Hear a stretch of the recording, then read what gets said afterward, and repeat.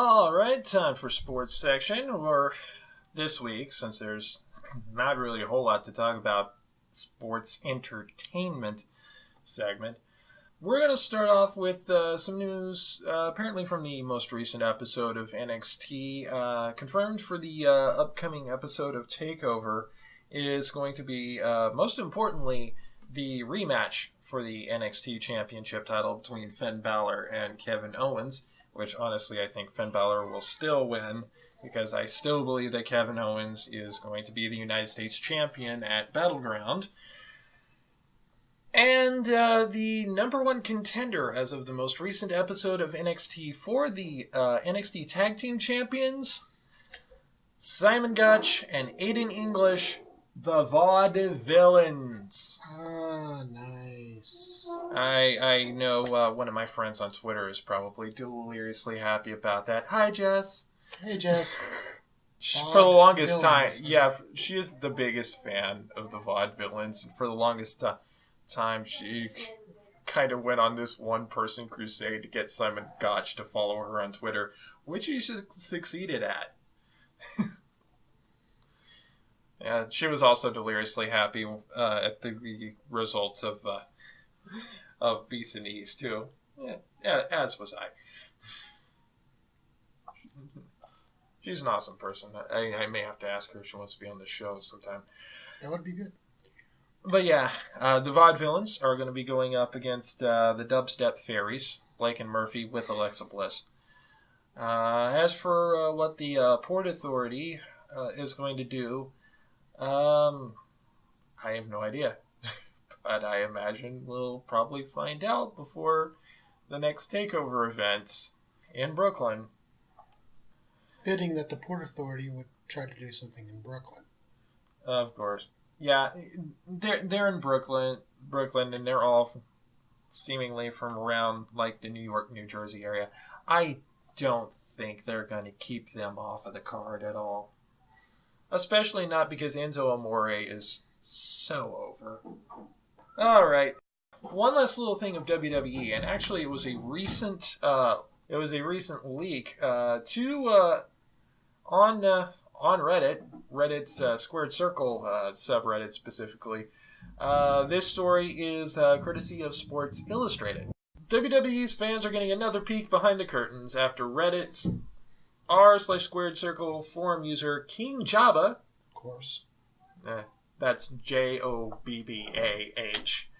posted what it claims are the guidelines given to the company's announcers. I'm not going to read the whole story word for word, but we are going to run through a few of these on-camera notes, and honestly, a lot of this stuff I could probably do.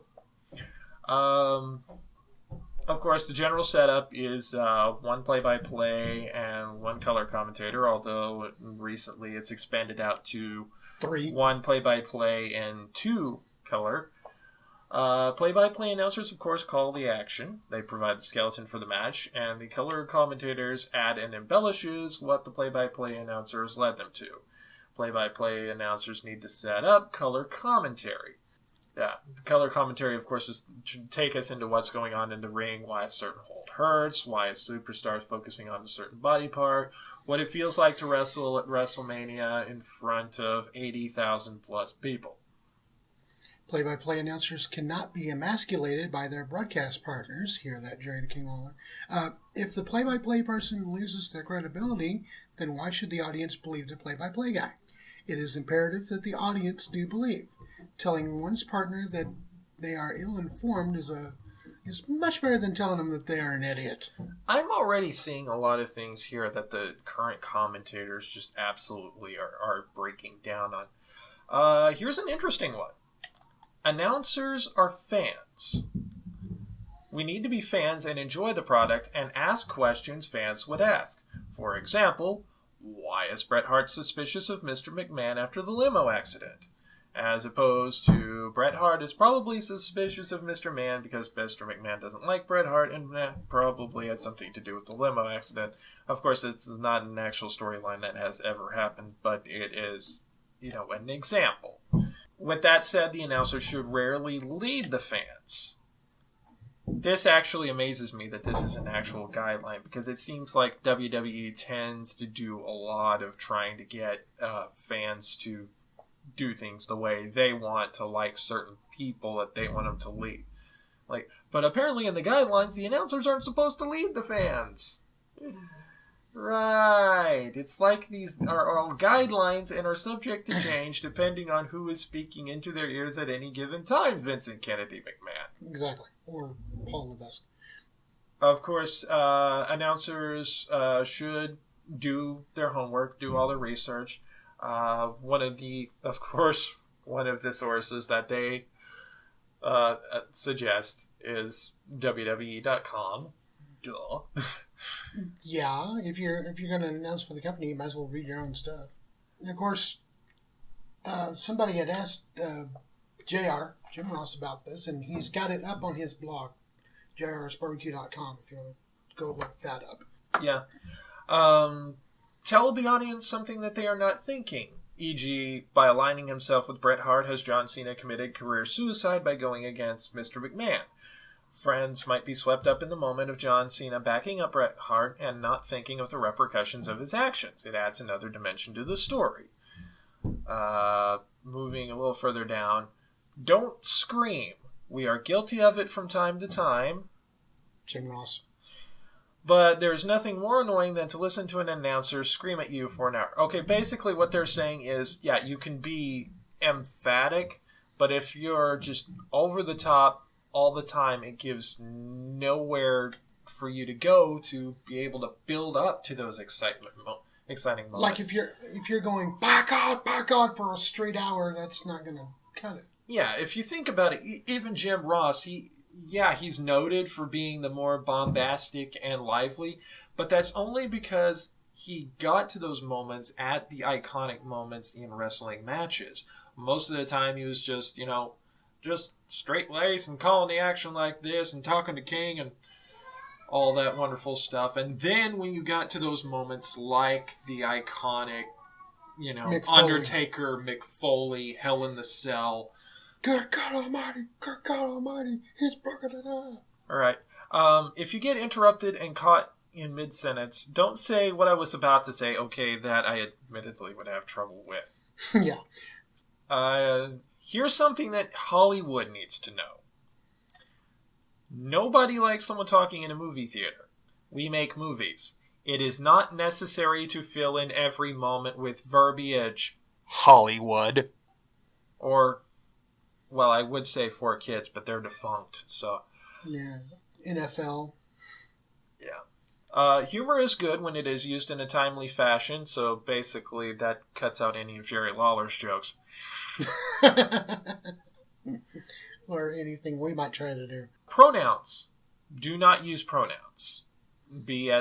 Try to be specific, because sometimes otherwise you could get confused. It could get confusing who that you're talking about. Avoid cliches. Think of original ways to describe a situation or emotion. You should not use verbiage written by a producer unless Vince McMahon is specifically telling it to you in your ear. Yeah. Nobody knows dates. Everybody knows when in 2 weeks, tomorrow, etc. is. Like how many days until the next pay-per-view. Here is something else very, very, very interesting that's...